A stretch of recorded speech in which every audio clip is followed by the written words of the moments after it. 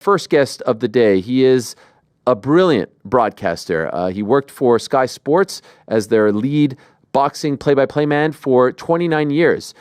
He has fought and overcome and defeated unanimously a terrifying bout with cancer, and he is now back in the swing of things as far as boxing is concerned. And in fact, he will be the lead broadcaster, the main play-by-play voice for Saturday's mega event in Riyadh, Saudi Arabia. Of course, the big one, Oleksandr Usyk versus Tyson Fury 2. He'll be working for DAZN, and this is a big turn of events, and one that I know fans, specifically in the UK, but internationally as well, worldwide, are very excited about. It's great to have Adam Smith back in the broadcasting booth, back ringside, and it's an absolute honor to have him join us to kick things off here on the program today, live from Saudi Arabia. There he is, Adam Smith, in an airport. I don't know where he is right now. Adam, can you see me? Can you hear me? Hello.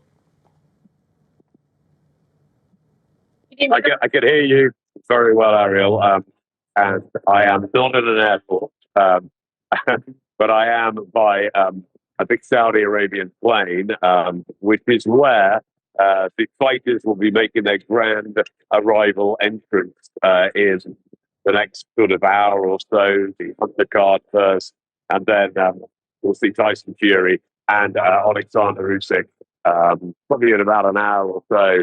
Come down these steps behind me from the plane. Turkey Al-Sheikh has gone up there to see some of the early card fighters like Johnny Fisher and Moses and Talma. And then Fury and Usyk will be coming, I think, in about an hour's time or so. This is the grand arrivals day, followed tomorrow by workouts and a fight card. And then Thursday, press conference and a gala dinner for the Ring magazine. And then Friday's the weigh-in, and Saturday, of course, the big rematch, reignited, the one that we've been waiting for 7 months. And now it's delivered, and we can't wait. Okay, well, this is tremendous. I love this. This is like real-time, frontline reporting out of you. And thank you so much for setting it up right here and right there. I mean, I feel like we're right there. This is great stuff. It's a real treat. Could I ask about you specifically? Because I know you aren't programmed to make yourself the story, but in many respects, you are a part of this story.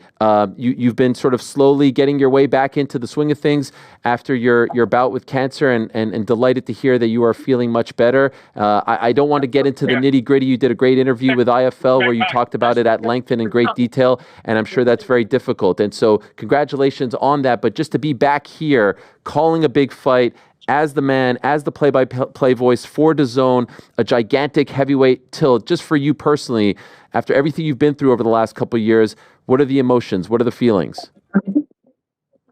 Really, really grateful. I think that's the big feeling. I had a great thing up again, so I was very, very lucky to make it through. I had amazing doctors, a lot of people were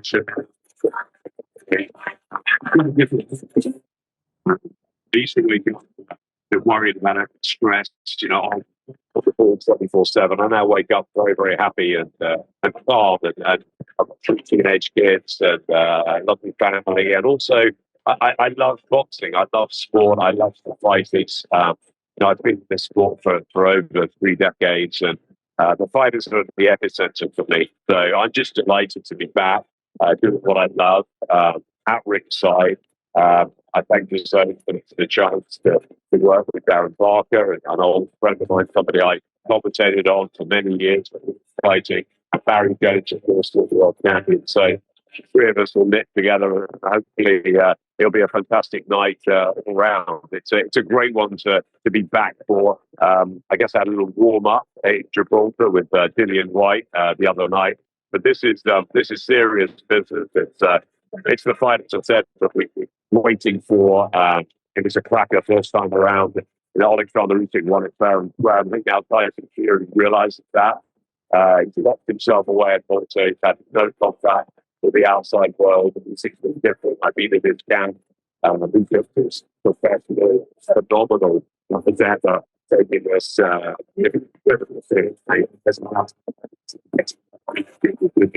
the both of them are in terrific shape and ready, and they need to be. And so, yeah, for me personally, Ariel, it's been a really tough couple of years. But it's been nice getting back into the boxing scene, being around it, and being given the mic for such a fight. It's an honor, and I never take it for granted. I love fighting. I'm really grateful. I respect that. Welcome. Uh-huh. This is Reignited Usyk Fury 2. Reignited all the world. You want to move away from there? Because now we can't hear you, because now we're hearing him. Do you want to? Okay. I want to hear what you're saying. Is that a bit better? That is a bit better, yes. Okay, I was very, very near a loudspeaker, and it's a great atmosphere here, which is the best thing. It's fantastic, and they put on a brilliant show, as you know.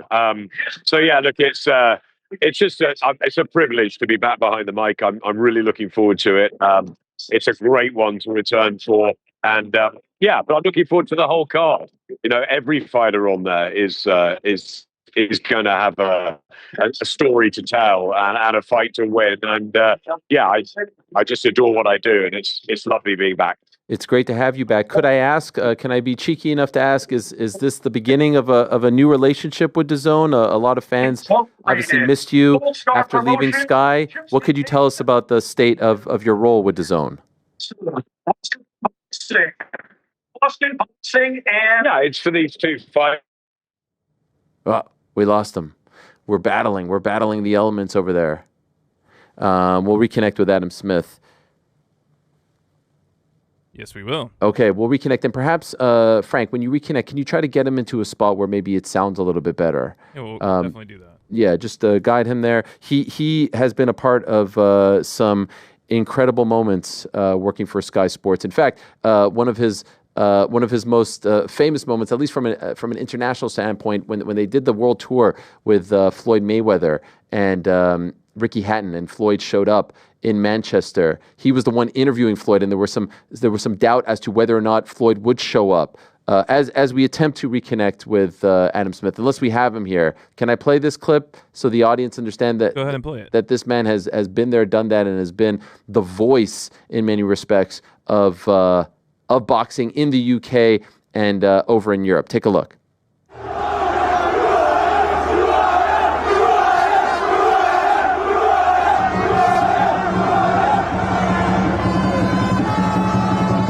Floyd Mayweather, welcome to the Lion's Den.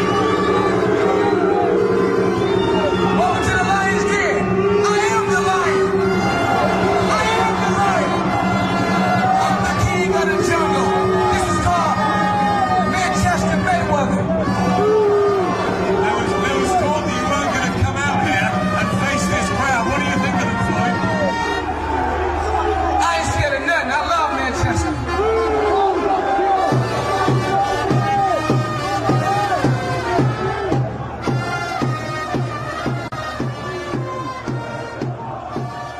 I mean, that is great stuff. That is quintessential Floyd Mayweather, Money Mayweather, the heel back in the day, in the Lion's Den, as he said. And that was a great scene because there was some doubt as to whether or not he would show up. That was prior to the great Ricky Hatton tilt, which of course Floyd ended up winning with relative ease. But the buildup was tremendous, and Floyd was great, showing up there with the United jersey.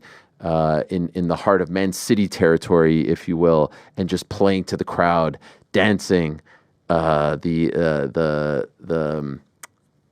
trumpets or whatever playing, and he's just playing it off and mocking everyone. And so there's Adam Smith with the microphone, working for Sky Sports at the time, and he battled a nasty bout of bladder cancer. Did a great interview with IFL TV, not the International Fighters League, talking about all of that and talking about everything that he's been through and how he essentially thought that he was going to die, looking at himself in the mirror and not recognizing himself anymore and thinking that he just looked like a skeleton and that he was knocking on death's door. And then there he was, he gets better. I actually saw him at the Chantel Cameron-Katie Taylor fight, the first fight. That was back in 2023, May of 2023. And I think that was kind of like his reintroduction. Didn't work, was just there to visit friends. He was working with Eddie Hearn in Matchroom for many years and very close to a lot of the European fighters. Showed up on a PFL broadcast recently, the Savannah Marshall fight, a Bellator broadcast, but this is a huge deal having him back on comms, if you will. I do believe we have reconnected with the great Adam Smith, and there he is. Can you hear me, Adam? I can hear you perfectly. It's technology, which is not my strong point. No. So I'll hopefully it'll be all right. No, this is all good, and I appreciate the lengths that you're going to bring us inside and to show us the scene, which looks fantastic. So we kind of lost you a little bit there when I asked if this was the beginning of a relationship with DAZN, or was it kind of like a one-off? Yeah, they've asked me to do the Dillian White fight in Gibraltar, and then the Usyk Fury rematch. So that's the state of play at the moment, and we'll see what 2025 brings. I'm just delighted to have been asked to be involved. I've really enjoyed meeting some of the DAZN team properly in the last sort of week or two, and yeah, this is a huge fight to be involved with. So I'm just going to give it my best, and yeah, some old friendly faces like Darren and Barry, and yeah, so it's really interesting for me because I've worked at Sky for so long. It's been my whole life really, and afterwards I've got a different structure, I guess, which is I've helped out Summit Sports, GBM. I've been on TalkSport a bit, just various different things, helping look after fighters and also broadcasting. So this is a chance to really go back into broadcasting in a big way, and hopefully I'll have a good night on Saturday, and we all will, and we'll dance again maybe. But no, it's just for these couple of fights, and we'll see where we are after that. But I'm very, very excited about it. You're excited, and I can't imagine the feelings. I'm just wondering, you've done this before, hundreds of bouts you've called, if not thousands. Do you feel like a rookie again? Do you have those nerves that maybe you didn't feel for many years? Yeah, it's a really good question. I tend not to get nervous because I love what I do. I'm passionate about it. The fighters are at the epicenter for me. We're all lucky enough to be doing what we do, and broadcasting, or whether there's the promoters or the managers or the trainers, they're the brave ones that get in the ring, or in MMA into the cage, or tennis onto the court, and football onto the pitch. And I just was never very good at sport, Ariel, when I was growing up. I just loved it, and I was pretty good at watching it. So yeah, I wanted to be a commentator when I was 9 years old. I used to turn the TV down and practice, and it's what I love. So I don't think there'll be that many nerves. I think more excitement. I think they'll just have to hold me back a bit, probably. But no, it's yes, I have done it many times, but each one I take seriously, with proper preparation, and every fight's different, and that's the unpredictability of boxing. So yeah, it'll be more adrenaline, butterflies, and excitement, I think, more than nerves. A bit like fighters, they control their nerves, right? Don't they? But no, it's something I love. I feel comfortable with a mic in my hand. Yeah, and I felt that something's been missing in the last year or two without that. So it'll be nice to be back right in the thick of it in one of the huge fights of recent times. And as you mentioned, you've been doing a whole bunch of stuff. Like I said, you were on a PFL broadcast, Bellator broadcast. I see you on TalkSport. I know about your podcast as well, The Voice of Boxing. You're doing tremendous stuff. And what's fascinating to me is, like, you are not taking your foot off the gas, so to speak. I mean, I've heard you say that you visited with Oleksandr Usyk at his training camp, and you tried multiple times to link up with Tyson Fury, and you were told, we're closing this off. Nothing personal, but no one's allowed in. And so could I ask you first about that? Why? What was the reason as to why they said, no, not this time, no one's coming to visit with Tyson? Well, I nearly got a phone call with him. Spencer Brown, I think, did his best, but seeing as he hasn't even talked to Paris in 3 months, I think, look, the sign was very clear, that it was closed off, and that this fight he's taking probably more seriously than any fight he's ever had, because he's never lost before. So it's a revenge mission. Yes, he had the Wilder draw, but ultimately it's a defeat, and he's got to come back from it.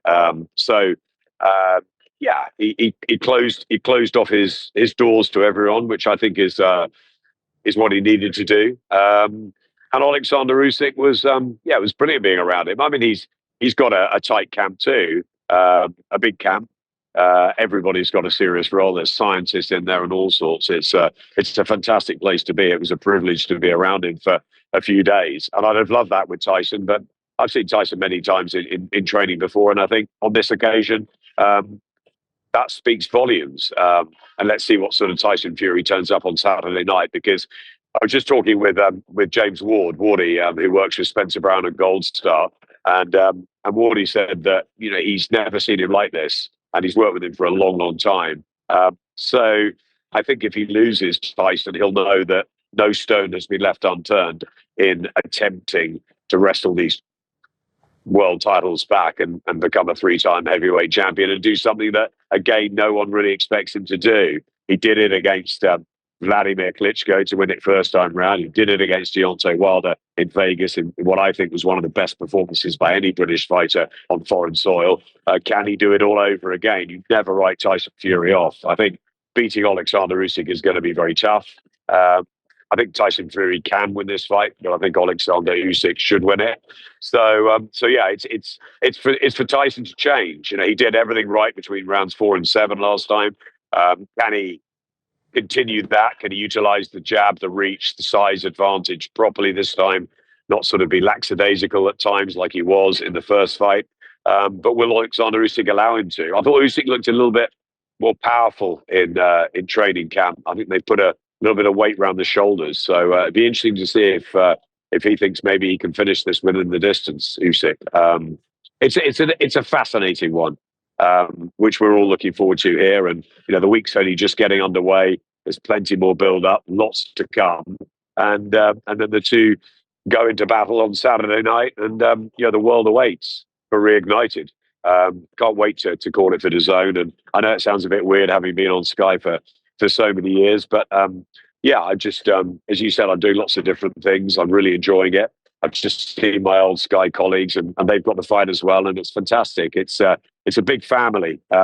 I was just saying to a couple of them, it's like a big dysfunctional family, isn't it, boxing? But it's a good one, and it's been nice dipping my toes into MMA with PFL as well, through Savannah Marshall and working with Dan Hardy again, who I absolutely adore. So I've enjoyed that this year. It's been a great year, 2024. 2023 was a year that I had to fight for my life, and fortunately I came through it. And 2024 has been a good one, a much better one, and hopefully it's a sign of good things to come. Delighted to hear that. Could I ask, if Tyson Fury loses on Saturday, do you think there's a chance that's the last time he fights?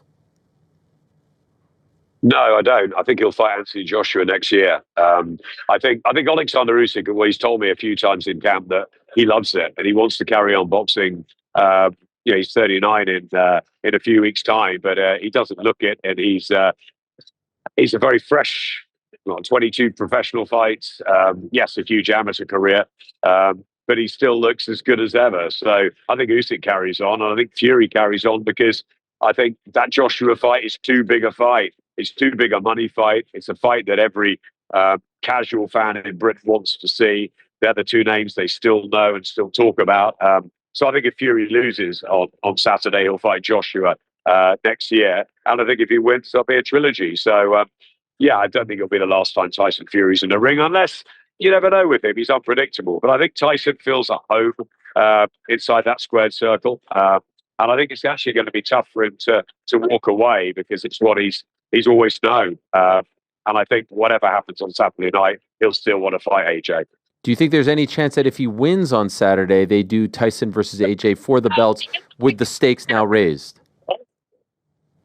Potentially, yes. I mean, I think Anthony is waiting. I think he was right not to go straight back in with Daniel Dubois. I think he's waiting for this and to see what happens.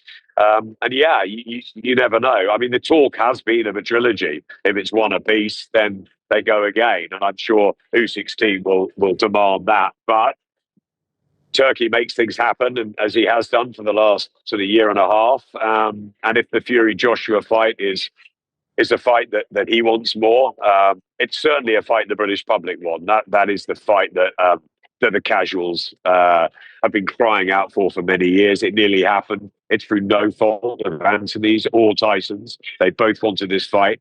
And a couple of times when I was at Sky, it was very, very nearly made. But look, we had that with Khan and Brook. Eventually, it got done in Britain.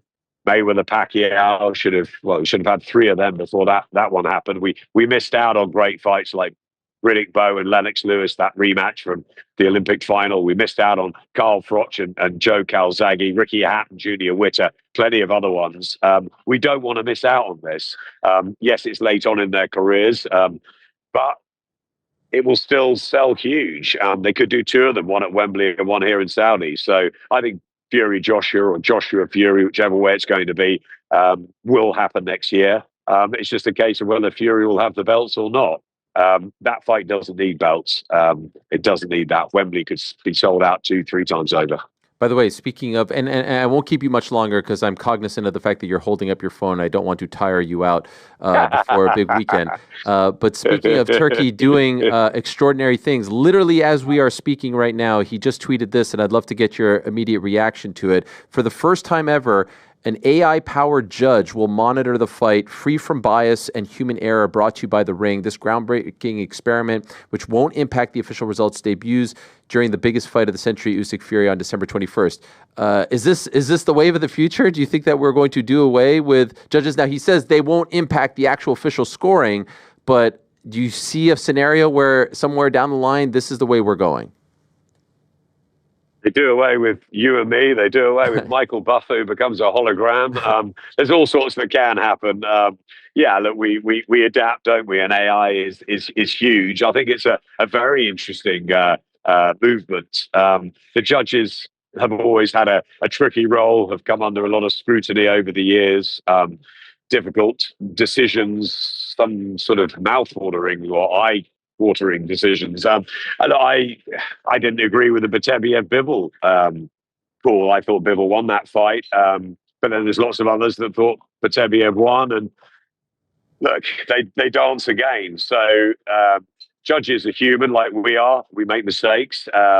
So I think it's really good to see what it's like. Let's see what happens. AI is in. AI is the future, and let's see what the AI, what that intelligence can come up with. I'll be fascinated to see, because we'll be looking at what the judges do if it goes the distance, like many people are predicting. So yeah, I think it's very novel. I think let's see. It's a fascinating addition to proceedings, and with boxing, we always like the unpredictable, don't we? And this will certainly be that. But yeah, I could see that coming into the sport much more. Obviously, the Ring magazine and everything that Turkey's done has. I don't know whether he wants to try and make it into a UFC and sort of have a sport which has got a round side where everybody sort of understands what happens. I mean, the belts over the years have maybe put the casuals off, the different amount of weight divisions and champions, and is there going to be one champion now, and what's going to happen, and how will AI be brought in with the judges, the scoring, what else is going to change? So much has changed in the last year and a half under Turki Al-Sheikh and what he's done. I never thought Frank Warren and Eddie Hearn would even shake hands. That was incredible. I came out of hospital and the two of them were embracing. It's madness. And look, we wait to see what happens in the future. But at the moment, it's pretty bright with what's happening here in Saudi, because the big fights are being made. The best are fighting the best. Whether you've got judges who are human or AI, you're still going to get fighters, and they can't do much without the fighters and the fighters. And if the best are fighting the best, and we're getting that as fans, and they're getting opportunities to make huge money, then something's going right. We're in a good period. So long may it continue. Final one, if I may. We're talking about the future. I want to go back to the past, because as we were reconnecting with you, I played the clip of you and Floyd Mayweather at that infamous scene in Manchester with him playing up to the crowd, and you say to him, "You're in the lion's den." I've always wanted to ask you this. What was that scene like? Because you did mention in the short interview with him, like there was some questions as to whether or not he would even show up. I'm sure you could probably do 3 hours on that day. But if you can just humor us with a couple of minutes, what was that day like with Floyd coming over to Manchester? It was crazy, as most days with Floyd Mayweather were. I remember Floyd when he was in the Olympics and got robbed in Atlanta and was a fascinating young pro, and the talk of when he fight our own Prince Nassim Hamed. And he was an amazing super featherweight, wasn't he? Knocking everybody out. Then, of course, he fought Ricky Hatton. Both were unbeaten. Ricky was the fans' favorite, the boy next door who had a pint of Guinness with most of his fans, and Floyd was the enemy. And he puts the Man United, look at Leonard and him putting the Man United shirt on to taunt Ricky's love of Manchester City. And it was really raining that day as well. And no, I didn't think he would come out, but Floyd did. He's his own man, and there's never been anyone like him. I think he's the best I've seen live to lace the gloves on. The best I've seen in a gym as well. And it was a privilege to be around Floyd Mayweather. Love him or hate him, you had to watch him. And of course, Conor McGregor found out how good he was when they fought, and we meshed the MMA and boxing worlds together. And that got me interested in MMA actually a little bit more. And but Mayweather, he was an absolute one-off. I'm not sure about his exhibitions these days. I think he's proved what he proved, that he was the best and the greatest. And do we want to see many more of them? I don't know. I just like Floyd Mayweather's phenomenal, and he was a great character as well. And those days when he played the bad guy, fantastic. And him and Hatton had it's just a great build-up.